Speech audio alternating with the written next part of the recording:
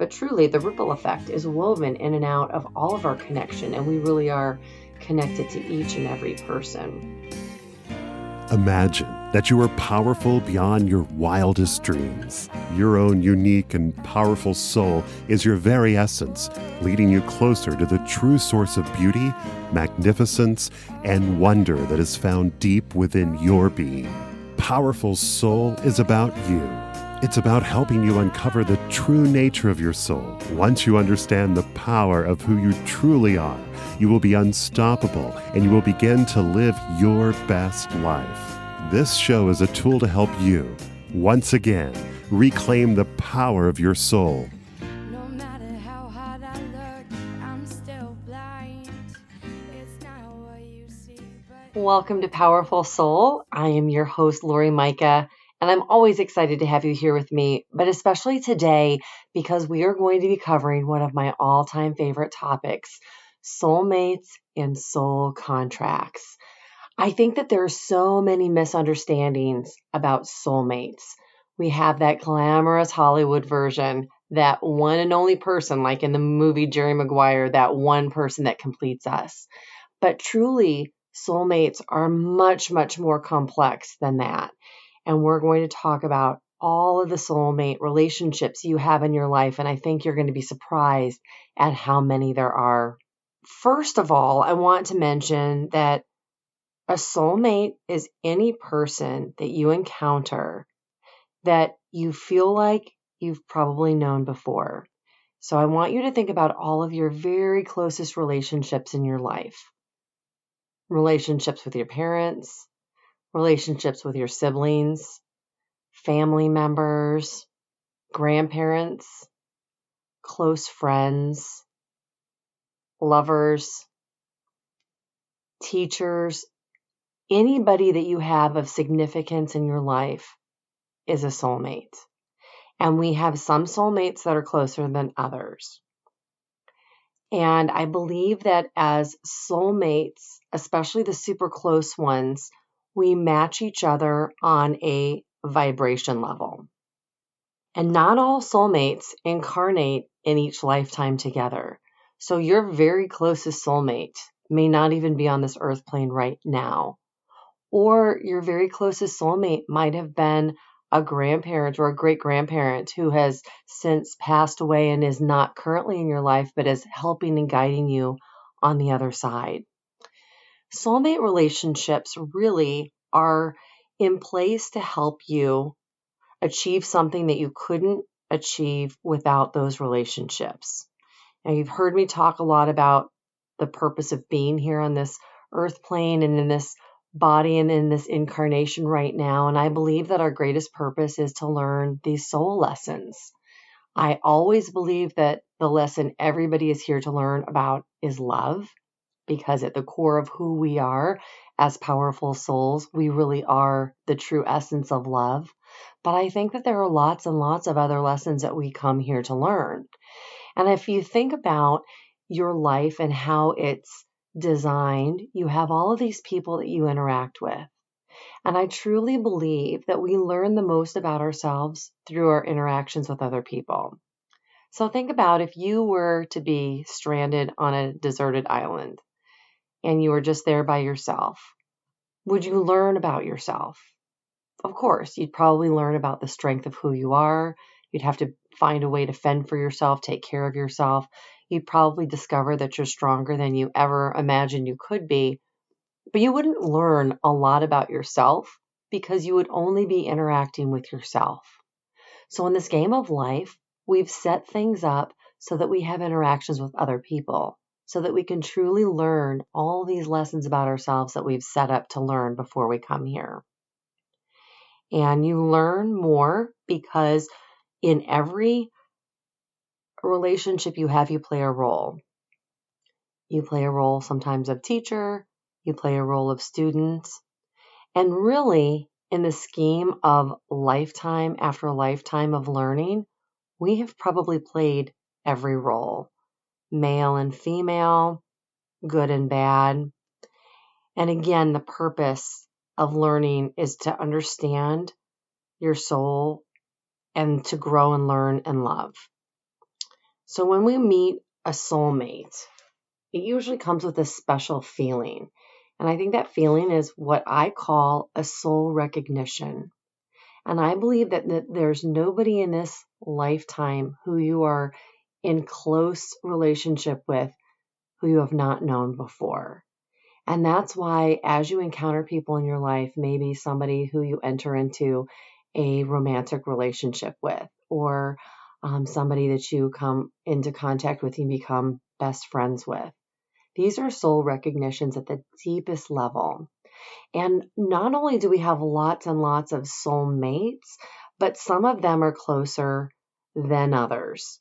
So, for example, you may have your parents who are in your life for your entire lifetime, or a sibling who is with you throughout your entire lifetime. And these can be very difficult relationships. They can be very easy relationships, but certainly you learn a lot through somebody that you interact with throughout your entire life.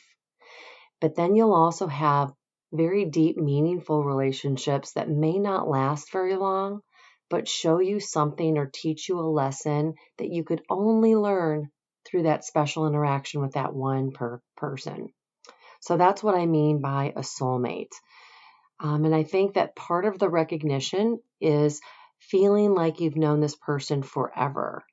Maybe feeling like you've known this person before. You'll have a level of comfort with a soulmate, an ease.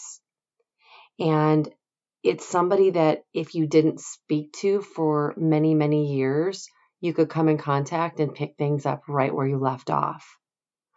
And if you didn't see them for a long time, your love for them might even grow stronger over time because you're so connected on a level that is unseen in our human minds and our human body.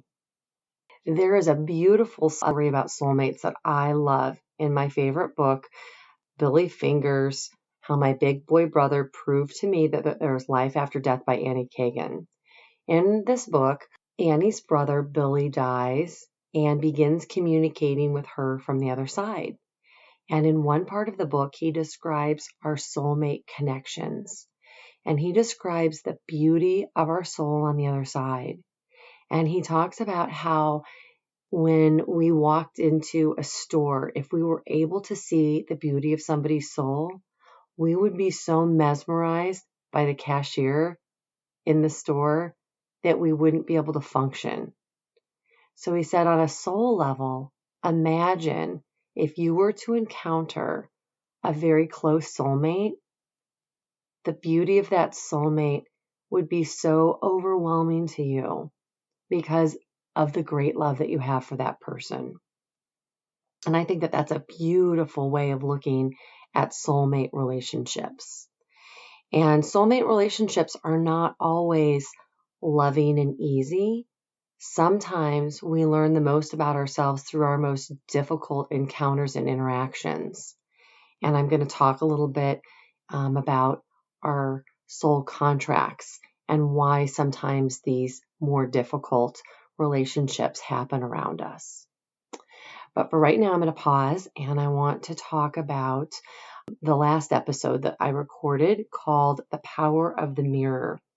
And I asked you to spend 60 seconds every day looking in the mirror and telling yourself how you feel about yourself. Because I want you to be able to get to the place where you can look in the mirror and say to yourself, I love myself. So I'm wondering, how are you doing with that? Is it something that you've been able to spend your 60 seconds every day doing? If you've had about a week or 2 weeks to practice this, I hope that if you began by talking to yourself negatively, maybe you were at the point where you didn't like yourself very much, that you've been able to move up to the next level of maybe telling yourself that you're kind of okay. And it is my true hope that eventually, by continuing this exercise, that you will find a way to truly love yourself. Because in doing this, you're honoring the true essence and power of who you are as a soul. And it allows you to attract the love to yourself that you are truly worthy of, that you truly deserve. So I hope that this is something that's been helpful for you, and I would love to hear how you're doing. Let's talk a little bit about soul contracts. What is a soul contract? Well, I believe before we come here to this earth plane that we plan a great deal of our lives. I don't think that anybody is responsible for planning our lives except for us. And I do believe that we have help on the other side. We have spiritual teachers who help us. We have what I would call a spirit team and more evolved souls that we consult with, kind of like teachers, to help us configure lessons that we want to learn and maybe configure the complexity of how we're going to learn those lessons. And then in order to play these roles that we're playing here on earth, we have to engage with other souls, and we make a contract with them where we agree to play a part for them and they agree to play a part for us. Where things get very interesting is when free will enters the picture and one or the other soul decides not to honor the soul contract. It's definitely something that happens, and I will be talking about free will in a future episode. But for today, it's just important for you to understand that we do have soul contracts, I believe, with every single person that we encounter throughout our entire lifetime. Now, the complexity of the soul contract might not be very great with a person that we're meeting, like a cashier at a store or somebody that we're encountering when we're driving around in traffic. But as we have more engagement and the lessons that we have to learn are more complicated, or maybe take longer to learn, or maybe have multiple lessons that we learn from one person and teach to another person, the complexity of that contract can grow.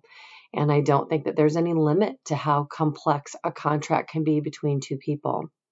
So if we're playing a role, then that means that we have significant contracts with people, and the roles that they play with us may not be a positive role. I'm sure that you can think of somebody in your life who you've had conflict with, somebody who the relationship has not been an easy relationship. But again, we learn so much about ourselves, and we teach so much to other people through our own examples, that these contracts are very significant, whether the relationship is a good or a bad one. And the contracts with the less prominent people are also important because every person that you interact with on this earth, you cause a ripple effect with, whether that's a good ripple effect, a bad ripple effect, an intentional or unintentional ripple effect. So I'm going to give you an example of what I would call maybe an unintentional ripple effect.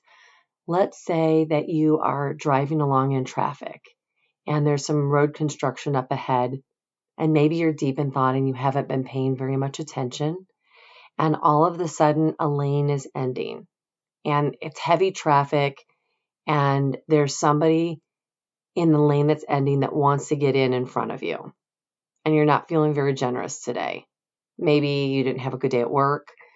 Maybe you have other things on your mind and you just weren't paying enough attention to feel like you can let this person in safely. And so you deny letting this person in. Now you have no idea the ripple effect that that could have on the person in the other car. Maybe the person in the other car is in a hurry. Maybe they've just gotten bad news and they're trying to get to a loved one who is hurt or injured at a hospital. Maybe something has gone wrong at home and then they're in a hurry. Maybe they're late for work. And by you not letting this person in, it causes them some stress, anxiety, or maybe they have emotional outburst at your what they perceive to be your ungenerosity and not letting them in this traffic. And there's a ripple effect that happens with that. Now, it doesn't mean that you did something intentionally and you were trying to be mean or inconsiderate, but sometimes things happen just because we are in this human body and have this human life, and we have unintentional ripple effects, but it's still a contract with somebody. And doesn't it sound almost overwhelmingly complex to understand that you could have a soul contract with every single person you encountered in a lifetime. I mean, if you only lived 50 years, you still would contract with probably potentially thousands of people in your lifetime. Think about everybody that you have an encounter with on a daily basis. I mean, it's thousands and thousands of people over time. But truly, the ripple effect is woven in and out of all of our connection, and we really are connected to each and every person. So I mentioned that we have levels of contracts, and we also have levels of soulmates. So let's talk about the soulmate levels first. What I'd like you to do is imagine a gigantic tree. And if you look up the trunk of the tree to the big, big branches that are up above, and you'll see that there are probably 5 or 6 giant branches. And off of each of these branches are a series of smaller and smaller branches. And if you keep on looking, you'll get to the point where you see a single branch with several leaves on it.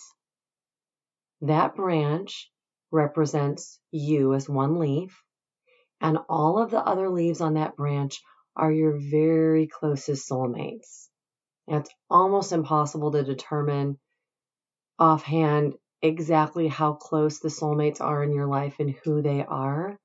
It doesn't necessarily equate to the person that you've spent the most time with, or even the person that you love the most. It's almost impossible to know who your very closest soulmates are, because on a soul level, again, we're playing these roles here on earth to learn lessons.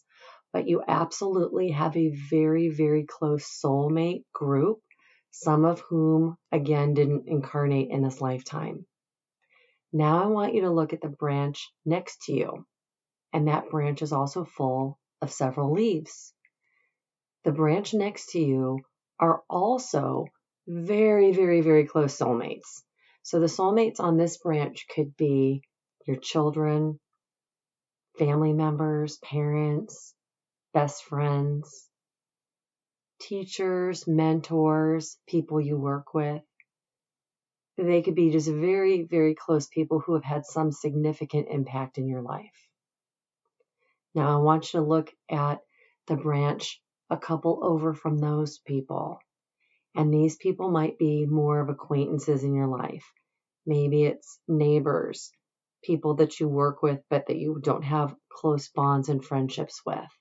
All these people somehow impact you, like maybe your boss impacts you in a certain way, causes stress, or maybe is a great help in your career.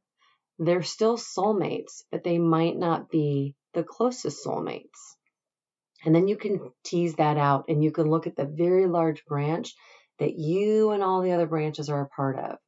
And this could be a community of soulmates that you are close to. So for example, if you live in a certain town, these might be all the soulmates from that town. Maybe if you went to a high school, it could be all the people from a high school. If you work at a certain company, it could be people within a certain company. And now look at the branch closest to you.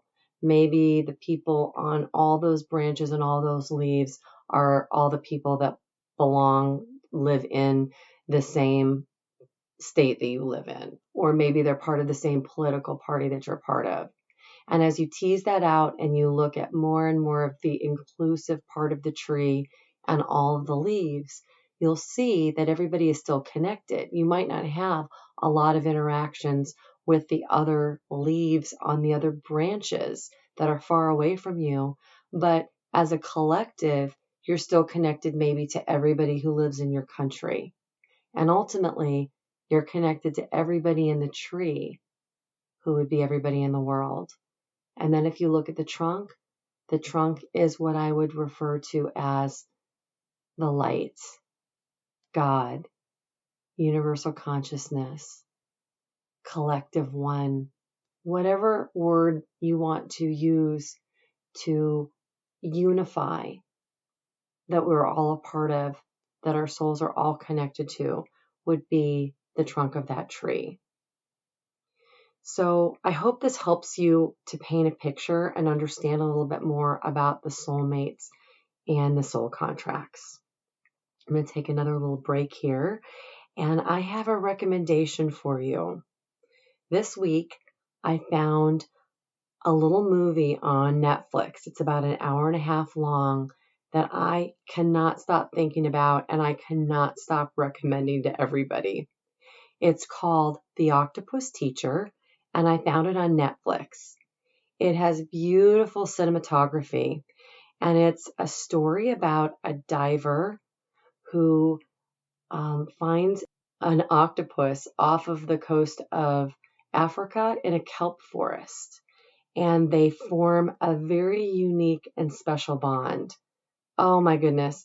I love this on so many levels because, first of all, I had no idea the intelligence, the highly intelligent animal that an octopus was. And it's a reminder that we are all so connected. Even something that lives in an ocean can have a connection to us. It reminds me of how beautifully connected and entwined we truly are with nature and with everything as a whole. So hopefully you can check this out. I'm telling you though, after watching it, I will never eat octopus again. And I really did like octopus a lot.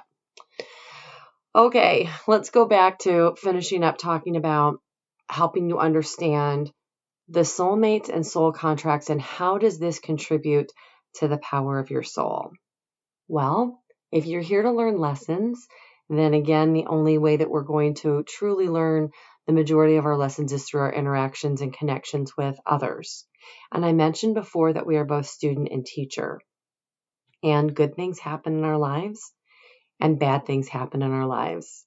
What if the soul contract that you had with somebody else was for them to play a role where they played a part that seemed like they were a bad guy? Have you ever thought about that before? What if the illusion of evil, bad, terrible things that happened to us were actually contracts that we had with other soulmates to help us learn some lesson we couldn't learn without that experience? When you think about sometimes a tragic death of somebody causes them to create a foundation or some good in the world that has a ripple effect and helps teach others lessons or helps remind us that life is short. I'm going to talk a little bit about my soul contract with Mark. You may have heard me talk before about Mark. He was one of the greatest loves of my life and was one of my greatest soul teachers. And he left this earth plane about 8 years ago. And we were only connected for a little bit less than 2 years.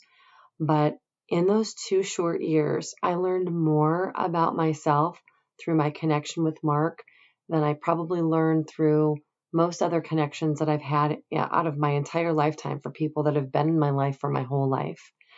And I believe that we had a soul contract with each other. And when we were together, we came together in this romantic relationship. And it didn't work out at the time because the circumstances were not right and were not set up for us to be together. And when we ended our relationship, I felt like I kind of hit the pause button. And I figured that sometime in the future, we'd come back together and we would have an opportunity to kind of explore our relationship in a new and different way. But sadly, he was taken from this earth at the age of 46. He had a heart attack at the end of a concert and he was gone. And we hadn't spoken for 3 years. And his loss was so profound that it caused all kinds of searching. I went into what I will call a spiritual quest, a quest to understand and really know for sure that life continues after death.